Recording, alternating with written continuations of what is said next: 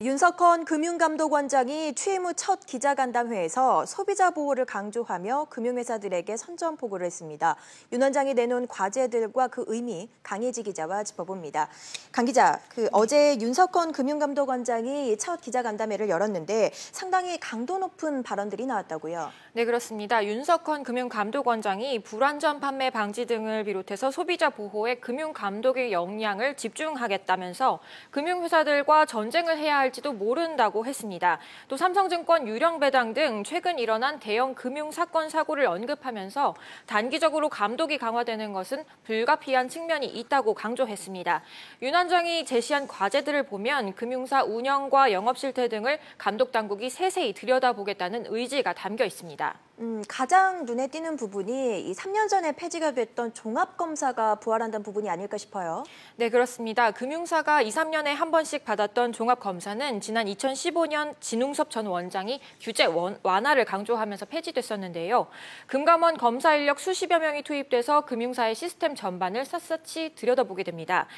금감원이 감독 권한을 수행하는 가장 강도 높은 활동이라고 볼 수 있습니다. 네, 노조나 근로자가 직접 사회이사를 추천하는 근로자 추천이사제, 이른바 노동이사제도 다시 공론화가 된다고요. 네, 윤 원장이 근로자 추천이사제에 대해서 공청회를 열겠다고 했습니다. 네. KB금융지주 등 일부 금융회사에서 CEO의 셀프 연임을 막기 위해 한때 근로자 추천 이사제 도입 목소리가 높았지만 결국에는 제대로 도입되지 못했었는데요. 윤 원장이 금융사 지배구조 견제 기능을 강화하겠다는 강한 의지로 풀이됩니다. 네, 그런데 이 근로자 추천 이사제 같은 경우에는 이 기존에 최정구 금융위원장이 사회적인 합의가 필요하다라고 주장했던 부분으로 알고 있거든요. 네, 그래서 최종구 금융위원장과 윤석헌 금융감독원장 두 금융당국 수장 사이에 시각 차이에 따라서 시장에 혼란이 생기는 게 아니냐 이런 우려가 나오고 있습니다. 이외에도 삼성 바이오로직스 분식 회계 의혹에 대해서도 두 사람의 의견차가 드러났습니다.